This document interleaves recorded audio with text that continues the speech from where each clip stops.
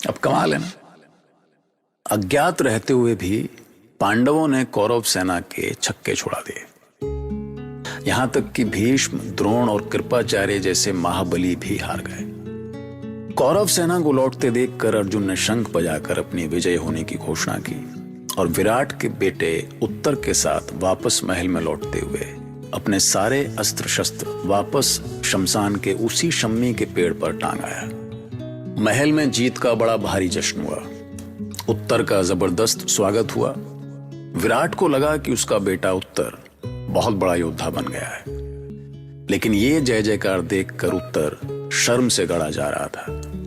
आखिरकार अर्जुन के मना करने के बावजूद वो खुद को रोक नहीं सका। युवराज उत्तर की जय! युवराज उत्तर की जय! बस बस बंद करो, बहुत हो गई है जय जयकार। क्या हुआ पुत्र? तुम इस सम्मान के सच्चे अधिकारी हो। तुमने मत्स्य देश का गौरव बढ़ाया है। ये क्या पुत्र, तुम्हारी आंखों में आंसू? ये मेरी नहीं है पिताश्री, इस बृहन्नला की विजय है। बृहन्नला की? हाँ, इसने मुझे अपनी पहचान गुप्त रखने के लिए कहा था, पर मेरी ये जय जयकार सुनकर मुझसे रहा नहीं गया। नहीं उत्तर, यदि इस सम्मान का कोई अधिकारी है तो वो है सैरंध्री। उसने ही मुझे आपका सारथी बनने के लिए कहा था। सैरंध्री तो हमारी दासी है बृहन्नला। क्या हो रहा है ये सब? मैं कुछ समझ नहीं पा रहा हूं। समय आ गया है महारानी, अब इस छद्म रूप की कोई आवश्यकता नहीं है।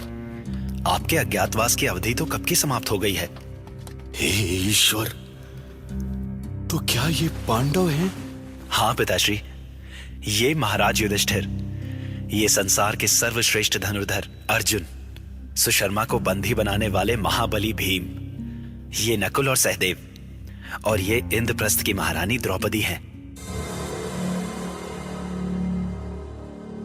मैं धन्य हो गया। महाराज, ये कैसी बातें कर रहे हैं भैया? ये नहीं हो सकता। तुम चिंता मत करो अर्जुन, मैं सब संभाल लूंगा। आप सब शांत क्यों हो गए? क्या मैंने कोई अनुचित प्रस्ताव दिया है? नहीं महाराज, आपकी भावना सही है, पर अर्जुन ने उत्तरा को पुत्री के रूप में शिक्षा दी है, इसलिए ये विवाह उचित नहीं होगा। हाँ, यदि आपकी सहमति हो तो सुभद्रा पुत्र अभिमन्यु के साथ उत्तरा का विवाह हो सकता है। अहो भाग्य, ये हमारा सौभाग्य होगा धर्मराज।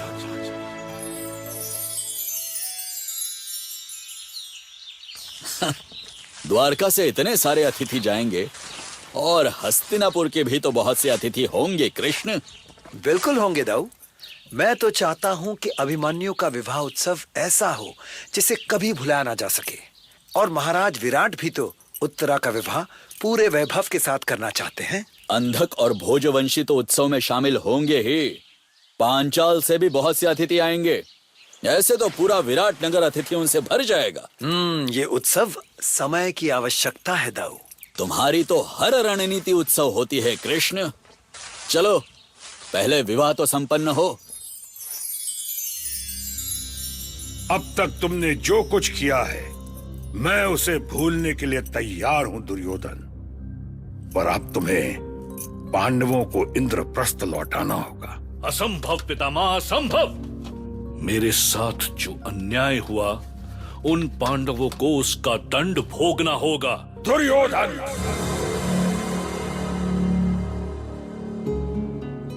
अब सारा घटनाक्रम बहुत तेजी से बदल रहा था। जल्दी ही ये खबर पांडवों तक भी पहुंच गई कि दुर्योधन उन्हें इंद्रप्रस्थ में नहीं घुसने देगा। और जब अभिमन्यु और उत्तरा के विवाह में आए अतिथियों ने इसका खुलकर विरोध किया तो कृष्ण को अपनी बात कहने का मौका मिल गया। आर्यवर्त के महावीरों, महाराजाओं और युवराजगण, पांडवों का ज्ञातवास समाप्त हो चुका है, किंतु पितामह भीष्म, आचार्य द्रोण और महाराज धृतराष्ट्र के लाख समझाने पर भी दुर्योधन युद्ध पर उतारू है। अब युद्ध के अलावा और कोई मार्ग भी शेष नहीं है केशव। बीते दिनों में शांति के जितने भी प्रयास हुए सब निष्फल रहे। पर महाराज विराट, यदि दुर्योधन के मन में कोई संदेह है तो उसका समाधान बातचीत से हो सकता है। इसमें कोई संदेह नहीं कि कौरव शक्तिशाली हैं। ये सत्य नहीं है बलभद्र। कौरवों ने पांडवों का राज्य बल से नहीं छल से छीना है। तो क्या ये सच नहीं है सात्यकी कि युधिष्ठिर ने अपने मन से दूत में भाग लिया था? क्या ये सच नहीं कि लोभ में पड़कर युधिष्ठिर ने अपने भाई बंधुओं को दांव पर लगाया था? ठीक है दाऊ, अब तक जो हुआ हो चुका है, पर मैं चाहता हूं कि हमारा दूत दुर्योधन से शांति वार्ता करे, इस युद्ध को टालने का प्रयास करे।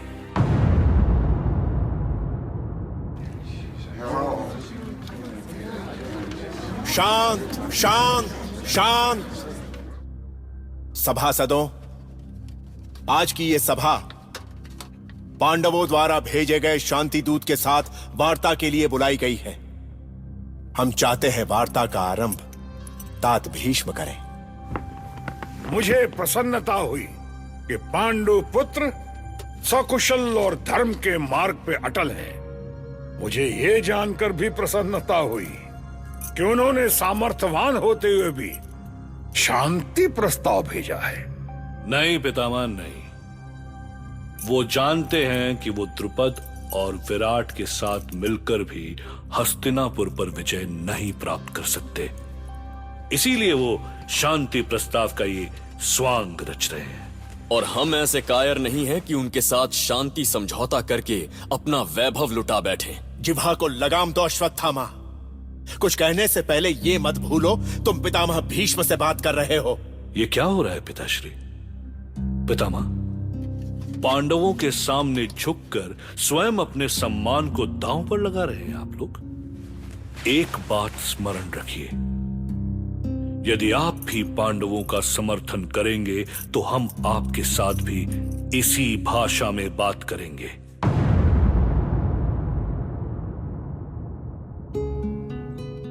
अब दुर्योधन ने युद्ध के अलावा और तो कोई रास्ता छोड़ा नहीं था, पर वो अपनी शक्ति इतनी बढ़ा लेना चाहता था कि पांडव उसकी सेना देखकर ही हथियार डाल दें, और इसी कोशिश में वो सीधे द्वारिका जा पहुंचा। अब संयोग देखिए कि अर्जुन भी उसी समय कृष्ण से मिलने जा पहुंचा। अर्जुन, दुर्योधन, अरे तुम दोनों एक साथ, बिना किसी सूचना के? पहले मैं आया था वासुदेव।